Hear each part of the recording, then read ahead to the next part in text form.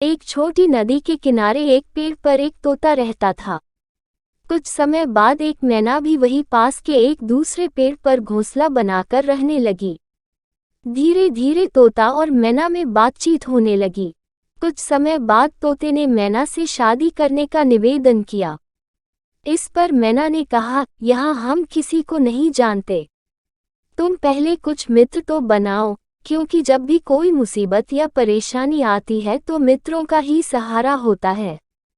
मैना की यह बात सुनकर तोता मित्र बनाने के लिए सबसे पहले नदी किनारे रह रहे कछुए के पास गया।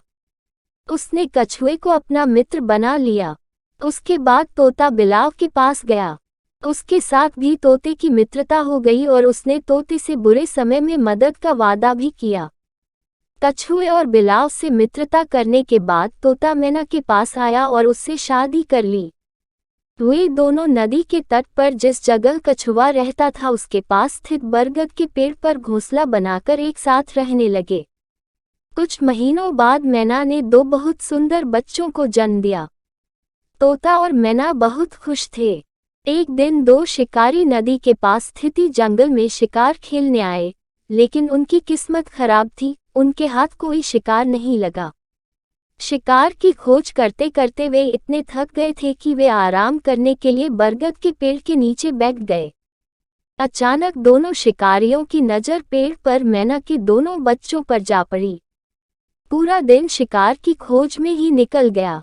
क्यों न भूख मिटाने के लिए मैना के बच्चों का ही शिकार किया जाए। एक शिकारी ने दूसरे शिकारी की ओर देखते हुए कहा, बात तो तुम सही कह रहे हो, मेरे पेट में भी चूहे दौड़ रहे हैं, लेकिन अभी अंधेरा हो चुका है, क्यों न पहले आग जला लिया जाए। दूसरे शिकारी ने कहा। दोनों शिकारियों ने तुरंत कुछ सूखी लकड़ियां इकट्ठा कर आग जलाया। पेड़ पर बैठे तोते ने जब दोनों शिकारियों की बातचीत सुनी तो वह घबरा गया। वह बिना देर किए बिलाव के पास पहुंचा और उससे सारी बात बताई। बिलाव ने उसे दिलासा दिया और तोते के साथ चल पड़ा।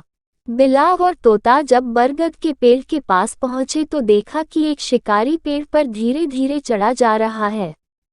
बिलाव बड़ा बुद्धिमान था। उसने तुरंत नदी में डुबकी लगाई और शिकारियों द्वारा जलाए गए आग पर तुरंत पानी का छिड़काव कर दिया।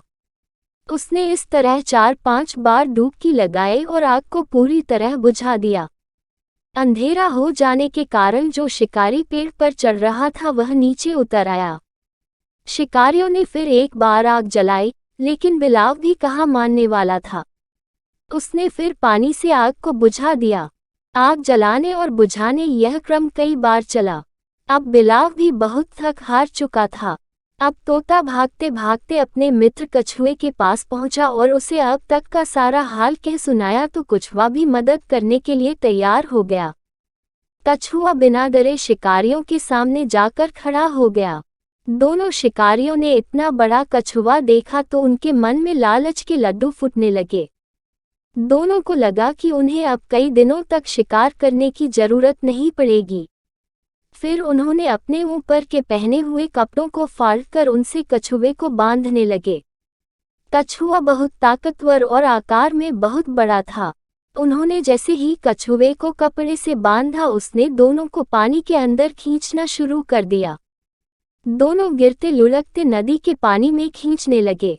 तभी अचानक एक शिकारी चिल्लाकर बोला, अगर जिंदा रहना चाहते हो तो कमर के नीचे पहने हुए कपड़े को खोल दो।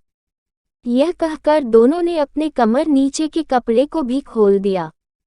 इस तरह दोनों शिकारी मरते मरते बचे। दोनों शिकारी भूखे पेट ही बिना शिकार घर लौट गए। इस तरह तोते के मित्रों की वजह से मैना के बच्चों की जान बच गई।